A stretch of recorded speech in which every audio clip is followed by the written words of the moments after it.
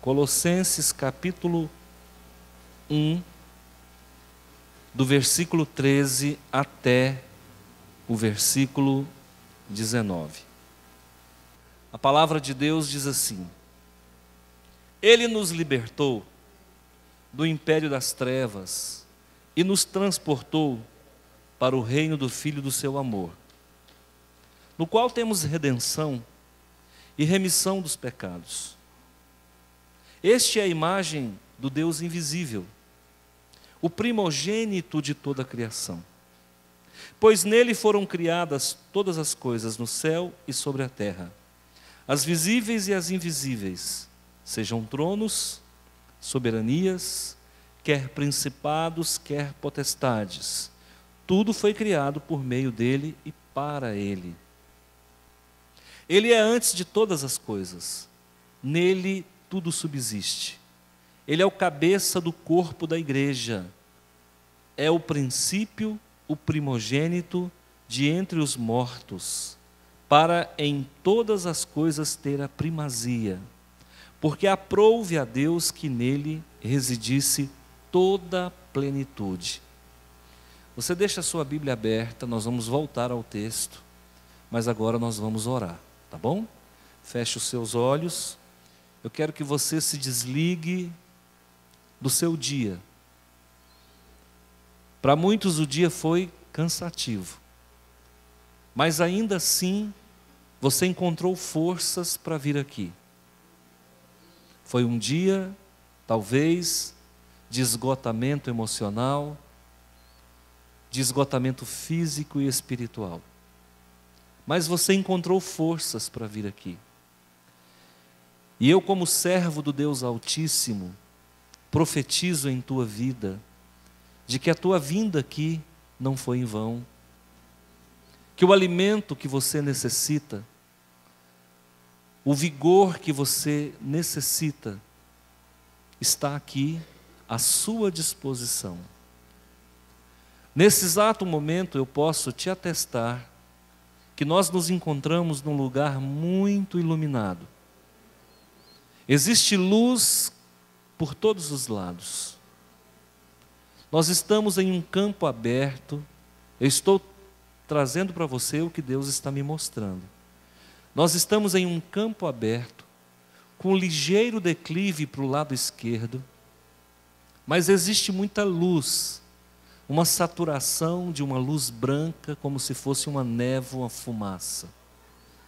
Existe um manancial de água do lado esquerdo. Esse manancial é de água corrente. O Senhor nos transporta em espírito. Eu estou revelando para você com riqueza de detalhes o que o Senhor me mostra.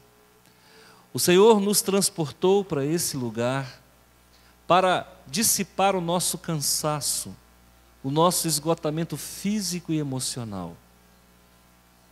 Toda a tua dor, o teu cansaço, está agora debaixo de uma névoa branca de luz que desce de cima para baixo. Existem seres vestidos de branco ao redor de todo esse espaço que nós nos encontramos, um campo aberto com ligeiro declive para o lado esquerdo, com um manancial que corre cristalino no lado esquerdo. Senhor, muito obrigado, porque o Senhor nos recebe na sua presença. Essa é a presença de Deus, é o lugar de descanso, é o local de refazimento de forças, é o local da plenificação da alma. Hoje o Senhor te visita com esta visão, nos transporta para este lugar, para o revigoramento das nossas forças. Muito obrigado, Pai, em nome de Jesus. O príncipe da reconciliação é Jesus, tá bom? Diga comigo: o príncipe da reconciliação é Jesus. quando a gente se desentende com alguém, qual que é a primeira reação nossa? Afastar. Evitar a pessoa. Sim ou não? Se você se desentende com alguém, tudo que você quer é distância. Dependendo do nível de desentendimento, se você souber que a pessoa está aqui, você não vem. Há casos de casais que se desentendem e um fica na igreja e o outro sai. A igreja acaba perdendo, o reino de Deus acaba perdendo.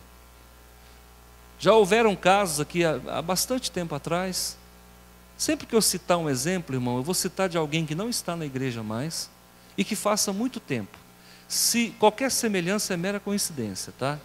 Eu quero deixar bem claro isso aqui, que eu não sou antiético. Eu procuro citar exemplos de coisas que ficaram no tempo, justamente para não constranger. Às vezes a pessoa fala, o pastor está citando o meu exemplo. Não estou. Eu não sou tão mau caráter nesse sentido de expor a vida de ninguém. Mas eu tenho muitas histórias para contar. Com mais de 20 anos de crente, eu tenho muitas histórias para contar. Sou líder há bastante tempo. Mas eu me lembro uma vez de uma separação que aconteceu na igreja e que eu lutei para não perder uma das pessoas. Eu cheguei a falar, irmão, não sai da igreja. Eu não consigo conviver com aquela pessoa, pastor. Eu falei, irmão, você senta de um lado, ela senta do outro. Qual o problema? Não, pastor, não dou conta de olhar para ela. E acabei perdendo o irmão. E a saída dele da igreja não foi boa para ele. Não foi boa. E já houve outros casos onde os dois saem da igreja. Não só um, os dois. Quando nós nos desentendemos com alguém, a tendência é a gente fugir dessa pessoa, evitar essa pessoa. O caso da raça humana não é diferente. O homem tem fugido de Deus. Desde quando? Desde que o mundo é mundo. Por que o homem foge de Deus? Porque houve um desentendimento. E o desentendimento não foi entre dois homens, foi entre o homem e Deus. A partir daí, o homem foi exemplarmente punido por Deus, porque não há um pecado que você cometa que você não vai ser punido. Ah, Deus é mau? Não, Deus é justo. Ah, Deus é amor, tá, mas também é justiça. E Ele é amor e justiça no mesmo nível. A pessoa fala assim, ah, Deus é amor, esquece que Deus é justo. Dos atributos de Deus, a justiça e o amor têm o mesmo nível. Ele não é mais amor e menos justiça, Ele não é mais justiça e menos amor. Toda vez que Deus te punir por um erro, Ele está te punindo em amor e não em ódio. Porque ódio não é atributo de Deus. A ira, sim, o ódio, não. Então, o homem foge de Deus desde que o mundo é mundo.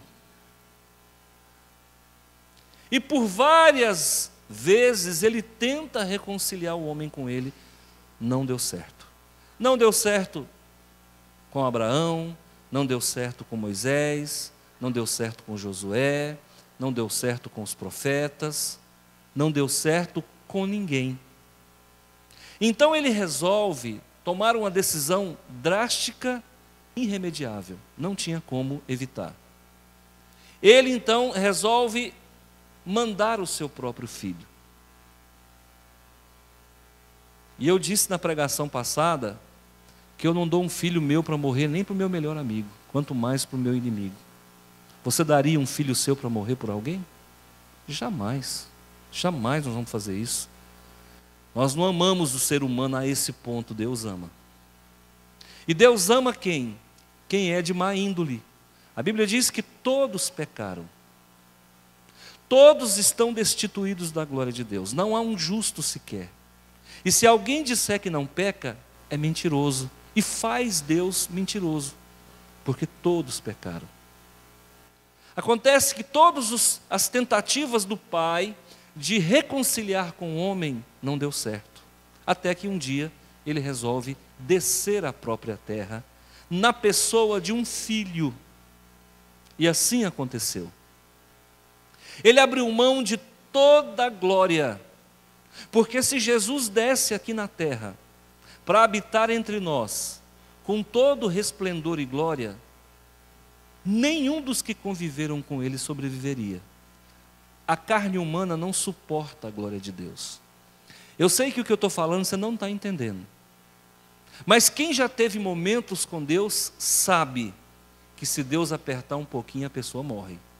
Quem já teve um momento de oração que reconheceu a glória de Deus, falou assim, se ele aproximar mais um pouco eu vou embora. Eu já passei por isso. Eu sei, pelo menos uma vez eu experimentei o poder de Deus. Quem estava comigo numa sala viu quando eu pedi clemência. Eu falei, Senhor, afasta, porque a carne não suporta. A gente não suporta a glória de Deus. Então, nós estamos num processo de reconciliação. Então vamos lá. Eu já me reconciliei com Deus. Sou um exemplo de pessoa, eu acho que precisa melhorar muito, mas eu me reconciliei. Eu tenho consciência de onde eu vim e para onde eu iria se eu não tivesse me reconciliado. Hoje eu tenho consciência para onde eu vou, porque me reconciliei. Aqui, todo mundo que está ouvindo essa palavra, nem todo mundo ainda se reconciliou com Jesus. Aqui tem pessoas que ainda estão fugindo de Deus. Aqui tem pessoas que ainda não reconheceram a sua condição de pecado. Existem pessoas que ainda estão escravizadas por algum tipo de pecado. Se tem uma coisa que o maligno é expert, é colocar dependências psicológicas, emocionais e espirituais na vida das pessoas. Por quê? É uma forma dele prender a pessoa na coleira. Como é que você faz com um papagaio? Quando você pega um papagaio, hoje é proibido. Pelo menos assim, no passado era assim, você amarrava uma correntinha no pé dele. Quem lembra disso?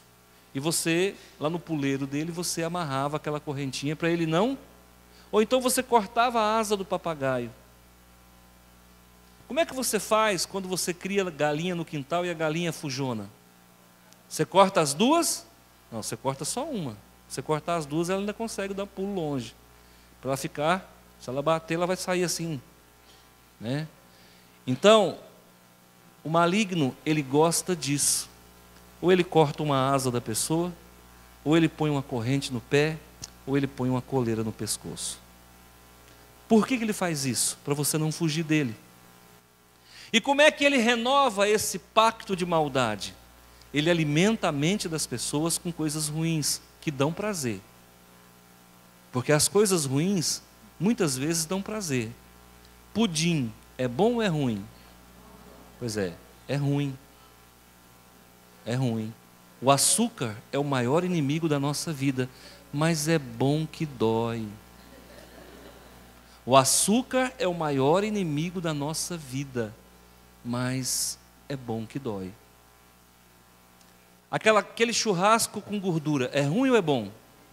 É ruim. Faz você comer muito, mas é prejudicial, entope as veias. Dormir é bom ou é ruim? É ruim. Se você dormir além da conta, você acorda preguiçoso. Não, pega para dormir o dia inteiro, você quer dormir o ano.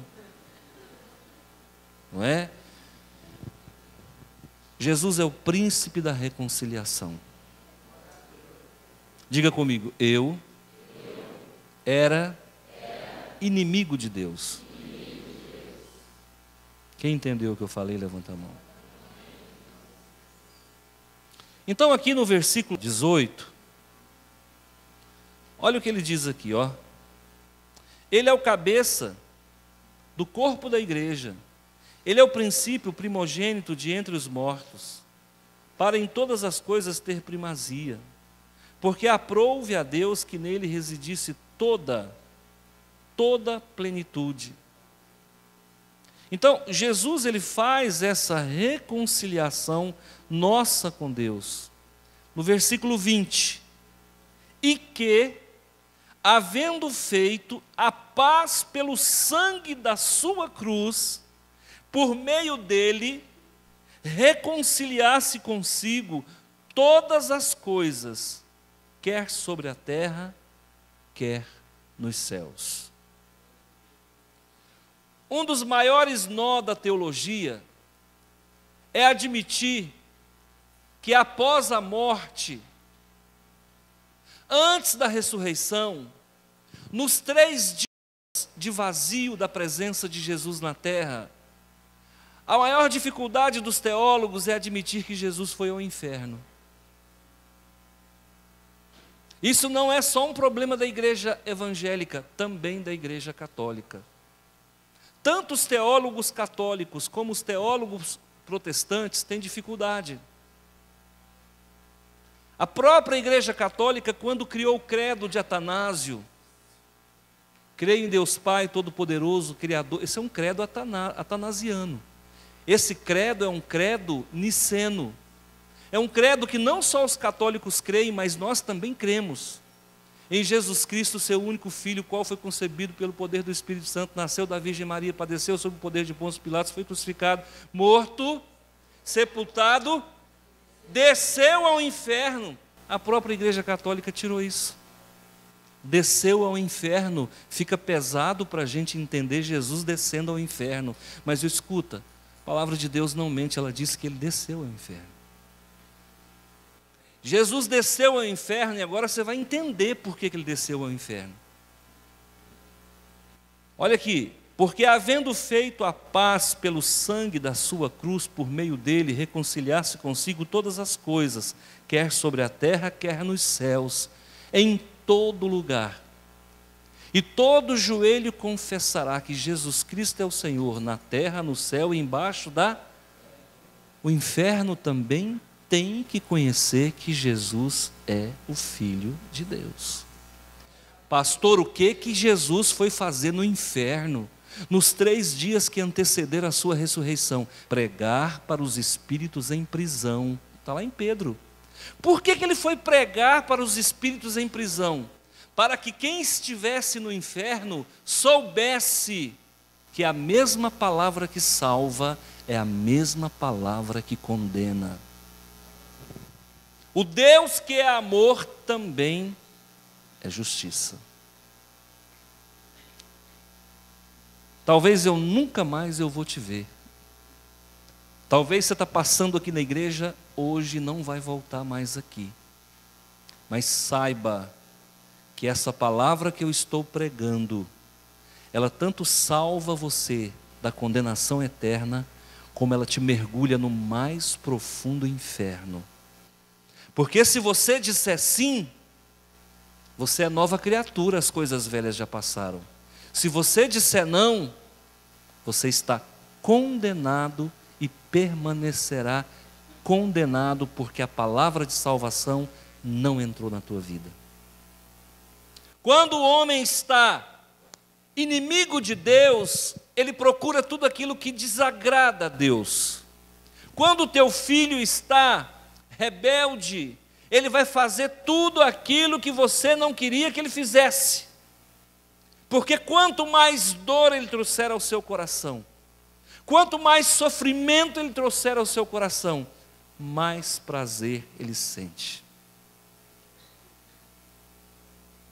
Meu filho não bebe, a mamãe não quer que você bebe, pois ele bebe e faz a mãe sofrer. Meu filho não fuma, ele fuma e faz os pais sofrer. Deus está dizendo, desde quando o homem saiu do Éden, eu quero me reconciliar com você. Eu quero ter um momento de amor com você. Mas o homem tem fugido de Deus. O homem tem fugido de Deus. Existem nações que são declaradamente inimigas de Deus. Exemplo, Coreia do Norte. Eu vi um vídeo do exército norte-coreano, onde todos os soldados, ou grande parte deles, dentro de um anfiteatro, gritavam como grito de guerra: nós somos o Satanás, nós vamos destruir o mundo. Eu pergunto, uma nação que educa os seus soldados a falarem isso, é ou não é inimiga de Deus? Há um tempo atrás, os cristãos nos Estados Unidos pediram espaço para o governo americano para ensinar sobre Jesus e a Bíblia e sobre Deus em alguns estados americanos nas escolas públicas. Imediatamente o governo de alguns estados, porque você sabe que os Estados Unidos são estados independentes que resolveram viver unidos. Por isso é Estados Unidos, é diferente do Brasil. O Brasil não é uma república de Estados Unidos, é de estados dependentes da república. Nos Estados Unidos, a qualquer momento, um estado pode se livrar, se separar do resto da nação. E alguns estados permitiram a pregação dessa palavra. Imediatamente, onde passa um boi, passa uma boiada, os satanistas vieram atrás. E disseram, nós também queremos espaço para educar as crianças. Amigos ou inimigos de Deus?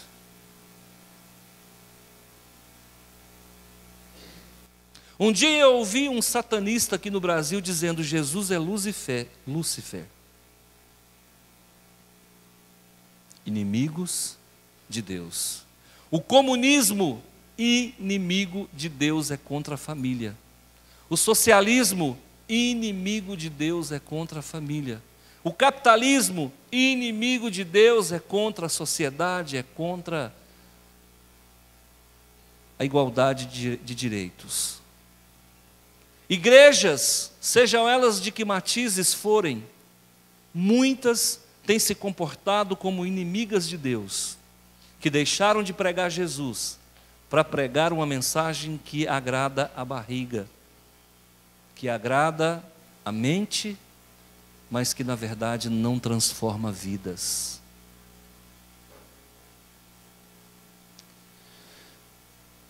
Eu me casei em 1985, no dia 27 de julho. Eu fiz 32 anos com a minha esposa de casados agora.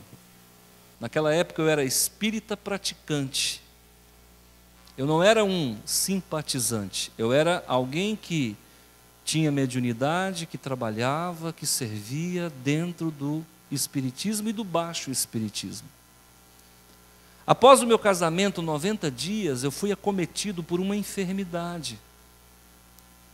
Então você pega dia 27 de julho, agosto, setembro e outubro.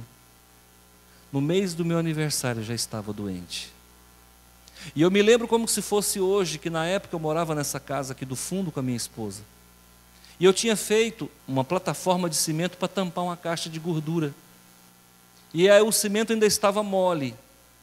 Naquele dia eu escrevi a data em que eu fiquei doente, com um prego em cima do cimento. Se essa plataforma de cimento ainda existir, em algum lugar desse mundo, está registrado o dia que eu fiquei doente. 90 e poucos dias depois do meu casamento. Sabe por que eu fiquei doente? Porque eu abandonei o espiritismo.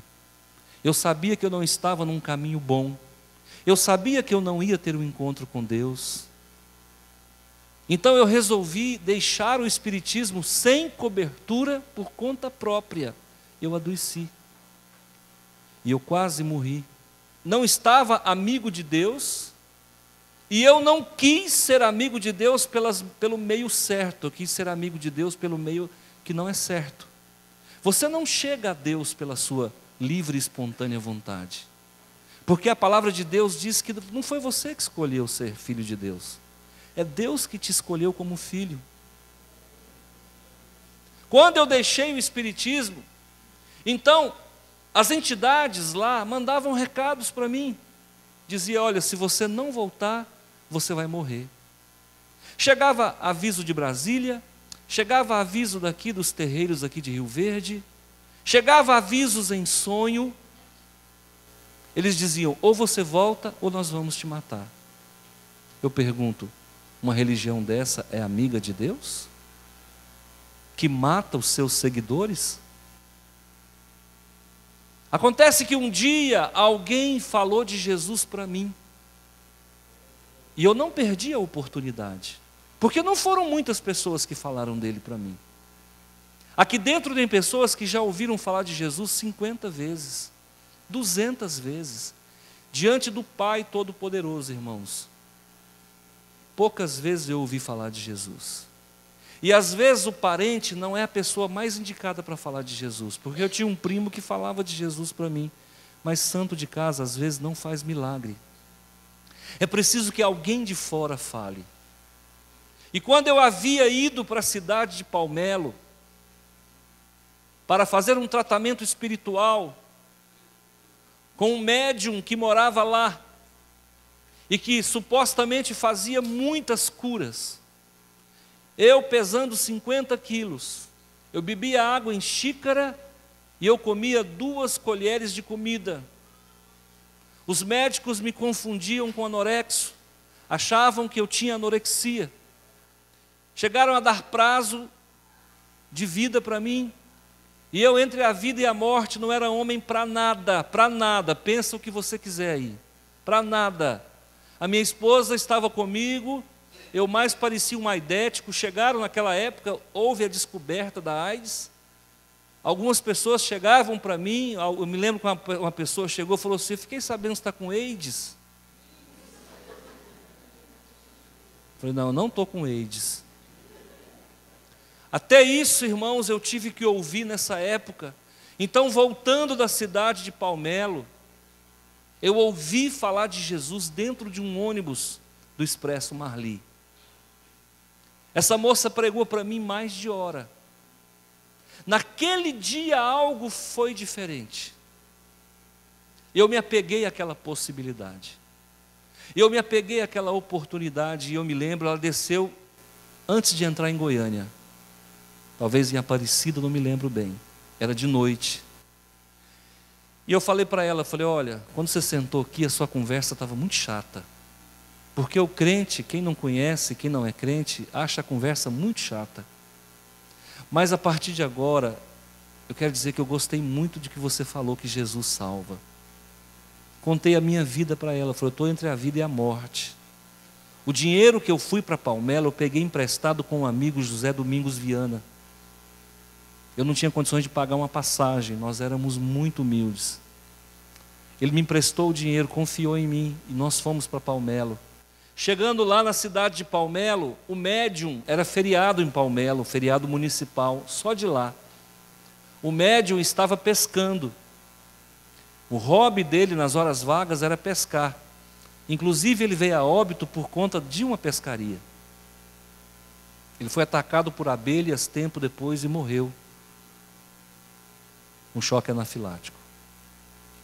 Eu voltei para Rio Verde, irmãos, após esse fatídico momento de sofrimento lá em Palmelo. Quando eu cheguei em Rio Verde, eu falei: eu vou procurar Jesus, eu quero Deus agora. Vou procurar uma igreja evangélica. Ela disse: procura uma Assembleia de Deus, mas se você não quiser ir na Assembleia de Deus, não tem problema. Procura uma igreja batista, uma igreja presbiteriana. Na época, ainda propus isso para minha esposa, mas não deu certo. Talvez não era o tempo ainda. Tempos depois eu coloco essa casa à venda. E eu me lembro que quando o comprador apareceu ali na rua, eu estava agachado, igual Napoleão, com a mão debaixo da costela. Uma dor, uma úlcera que não tinha tamanho, tanto que doía. Sistema nervoso totalmente destruído. Pesando 50 quilos. Vivendo às custas da minha esposa. Porque eu não tinha condições de trabalhar. Eu tive que fechar minha oficina porque eu não dava conta de pagar o aluguel. Com a mão enfiada aqui, inclusive quem veio comprar a casa era um médico. Quando ele chegou perto de mim, ele falou: bom dia, era 9 horas da manhã, eu falei: bom dia. Ele falou: o senhor está passando mal? Eu falei: estou. Ele falou: o que é? Eu falei: estou com uma dor muito grande aqui debaixo da costela, eu acho que é gastrite, úlcera. Enfim, vendemos a casa. Indo para o cartório passar a escritura, a esposa dele me convidou para ir à igreja e me falou que Jesus era muito bom. Eu estava sentado no banco de trás de um Escort Kia roxo. Quem lembra do Escort Kia roxo? Eu nunca tinha andado num carro tão novo e tão bonito. Chegamos no cartório, passei a escritura, vendi a casa. Aí eu entrei num processo de penitência, porque eu falei, botei o que eu tinha fora, minha esposa vai passar necessidade. E quando eu tinha esses surtos de pânico, eu tinha que tomar calmante. Então naquela época eu tomava Somalium antidistônico, eu tomava Somalium GI, eu tomava Diempax, eu tomava Vertix e tomava Stugeron. Tomava também pílula contra, aguardente alemã, erva de Santa Maria, chá de funcho, erva cidreira. Irmão, eu tomava tudo. Noz moscada, biotônico fontoura, emoção de escote. Tudo que você pensar na vida eu tomava para não morrer. Um medo de morrer que eu tinha.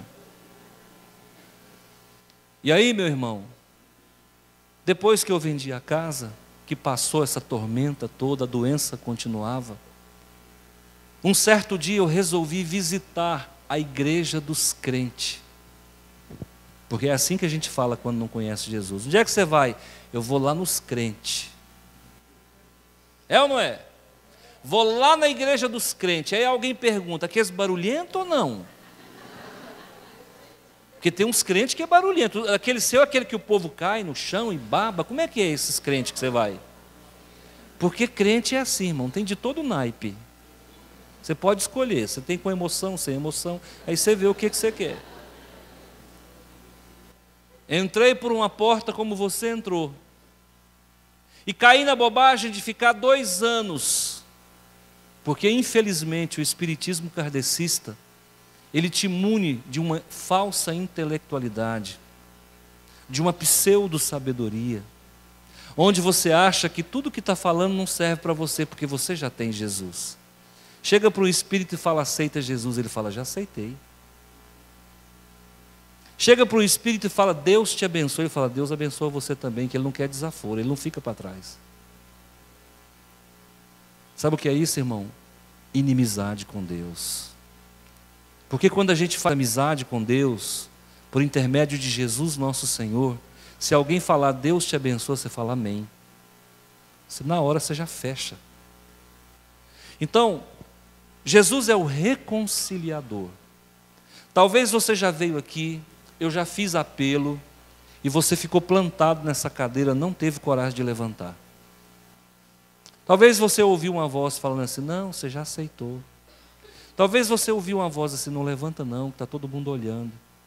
Talvez você já ouviu uma voz assim, deixa para depois. Talvez você ouviu uma voz dizendo assim, não precisa disso. Entrega aqui mesmo. E assim você vai passando o tempo. Você vai passando o tempo e não fala as palavras de vida eterna. Quando Jesus chegava para um cego, o que ele perguntava para o cego? O que queres que eu? Por que ele queria que o cego falasse o que ele queria? Para confessar. Aí o cego olhava para Jesus e falava, eu sou cego, mas na verdade eu quero é andar. É isso que o cego falava? Pergunta inteligente. Não. Senhor, eu quero ver. Então veja. Pai, eu quero felicidade na minha vida, então seja feliz. É isso que Deus fala. Diga qual é a tua necessidade. A minha necessidade é Jesus. Aí você fala, pastor, o senhor aceitou Jesus há 30 anos atrás e agora eu continuo aceitando Ele todo dia na minha vida. Porque ainda mesmo depois de ter a vida eterna, eu posso fechar as portas para Jesus. Se você for em Apocalipse 3:20, a palavra de Deus fala isso, que estou à porta e bato. Se você abrir a porta, eu entrarei e cearei contigo e tu comigo. Jesus não está falando para ímpio, Jesus está falando para crente.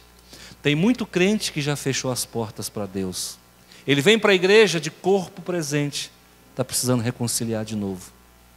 Tem muito crente que vem para a igreja para arrumar namorado ou namorada, está errado. Um dia nós estávamos num culto como esse, e do nada eu falei, você que veio aqui para arrumar namorada, esse aqui não é lugar de arrumar namorada não. Terminou o culto, o rapaz veio rindo. Pastor, eu preciso falar um negócio para o senhor. Eu falei, fala meu filho, nunca tinha visto. O senhor falou que não é para vir aqui arrumar namorada, eu vim aqui para arrumar namorada. Eu falei, de onde que você é? Ele, falou o nome da igreja. Eu falei, volta para lá meu filho. Lá também tem moça bonita. Você não veio aqui para arrumar namorada, você veio aqui para entregar a sua vida para Jesus todo dia, toda hora. Você quer saber o que é Jesus? Então segura essa aí, para a honra e glória dele. Eu desafio você a sair daqui agora e procurar qual a igreja de Rio Verde que está acontecendo culto hoje ou na quarta-feira que tem 95% de frequência. Eu pergunto, Jesus está ou não está nesse lugar? Porque o sofá da tua casa é mais aconchegante do que essa cadeira. A televisão da tua casa é mais colorida do que eu. Você veio aqui porque você precisa ouvir uma palavra de vida eterna. Você veio aqui porque você precisa de ter uma resposta de oração. Você veio aqui porque aqui é o melhor lugar do mundo. E você veio aqui porque você tem paz com Deus. Quando a gente se reconcilia com Ele, a gente tem paz com Ele. Jesus disse, a minha paz eu vos dou. Eu não vou lá dou como o mundo a dá. Não é uma paz mentirosa, não é uma paz fingida, não é uma paz com força de armas, mas é uma paz de espírito. De você poder deitar e dormir como uma criança. De saber que durante a semana, durante o ano de 2017, você não prejudicou ninguém. Pastor, mas eu prejudiquei alguém nesse ano de 2017. Confessa o teu pecado, vá e não peques mais. E como disse Zaqueu, se alguém defraudei, eu restituo 4 vezes mais. A hora é agora. A hora é agora. Ou você põe a tua vida diante do Senhor, porque o amanhã a Deus pertence. Eu vou falar algumas características importantes do príncipe da reconciliação. Primeiro, no versículo 15. Este é a imagem do Deus invisível. Pastor, após a morte eu vou conhecer Deus, Pai. Não sei, irmão. Sinceramente, eu não sei. Nós vamos conhecer Jesus. Isso eu tenho certeza. Porque Ele é a imagem do Deus invisível. Quando Filipe disse, Jesus, mostra-nos o Pai, Ele disse, quem vê a mim, vê o Pai. Eu não sei se lá na eternidade nós vamos ter o privilégio, pelos próximos 10.000 anos, de contemplar a face do Deus vivo. Mas uma coisa eu sei, o Filho dele que já se revelou aqui na terra, com certeza nós vamos encontrar com ele lá. Porque ele é a imagem do Deus invisível. Quem vê a mim, vê ao Pai, Filipe, como dizes tu, mostra-nos o Pai. Eu e o Pai somos um. E eu vim para que tenham vida superabundante. E todo aquele que crê não pereça, tenha vida eterna. Ele, Jesus, é a imagem do Deus vivo, do Deus invisível, do Deus Todo-Poderoso. A gente critica muito os pintores que pintaram um Jesus europeu, Mas a necessidade do homem de ver e de tocar é tão grande que às vezes a gente cai no pecado de desenhar, tentando acertar, e às vezes erra tão feio. Jesus disse: bem-aventurado aquele que não precisa ver para crer. Muito mais, bem-aventurado aquele que não precisa tocar para crer. É nível de espiritualidade. Se você tem que ver para crer, você é crente. Só que você é um crente que precisa ter a tua fé alimentada pelos olhos. Se você é um crente que precisa tocar para crer, você é crente. Mas você é um crente que precisa ter a tua fé alimentada pelo tato. Isso mostra a nossa fragilidade. Jesus disse: eu quero pessoas que me adorem em espírito. Não importa se os meus olhos são verdes, amarelos, que cor que é, mas apenas creia que eu existo e eu habito dentro de cada coração. Jesus não precisa aparecer aqui para saber que Ele existe, Ele já habita dentro de você, porque a paz que está em você não é tua, é dele. Ele é a imagem do Deus vivo, primeiro, guarda isso. Segundo, Ele é o primogênito de toda a criação. Primogênito vem de primeiro, gênito vem de gerado. Dá para a gente a ideia de que Jesus foi o primeiro ser, e foi um ser gerado. Pastor, então houve um tempo em que Jesus não existia? Esse assunto é difícil para nós falarmos sobre ele aqui. A doutrina da Trindade, ela tem várias concepções. Eu não vou entrar nesse detalhe aqui. Então Jesus é o primeiro, é o primogênito, Ele é o maior. Versículo 18, Jesus é o cabeça do corpo da igreja. Então Ele é a imagem do Deus invisível, Ele é o primeiro gerado, e Ele é o cabeça da igreja.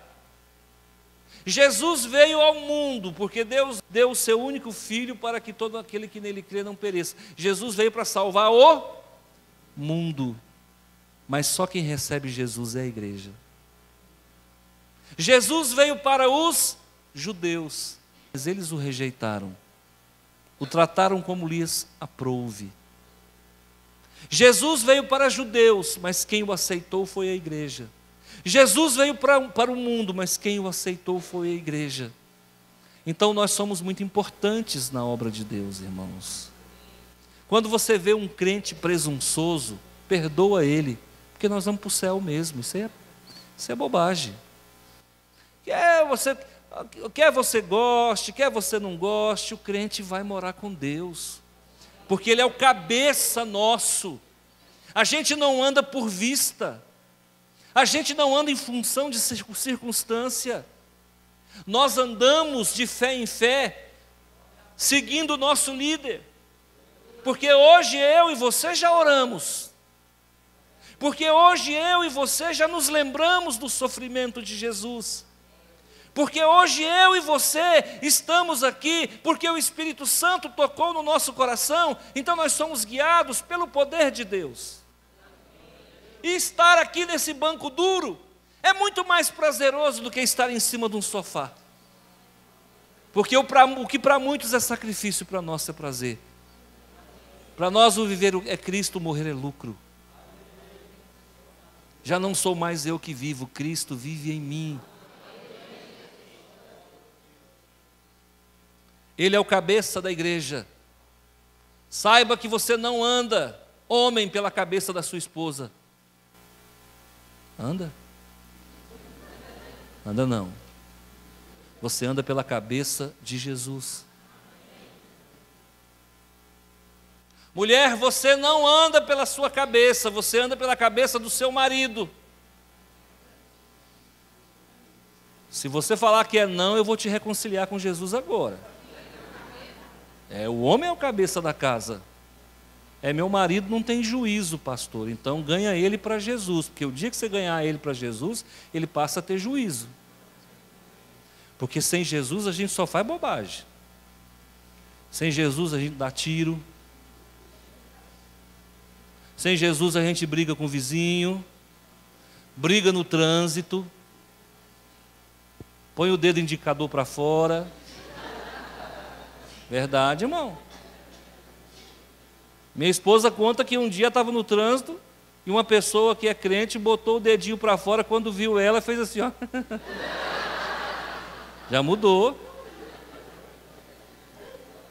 Ela não viu Jesus, mas viu a minha esposa.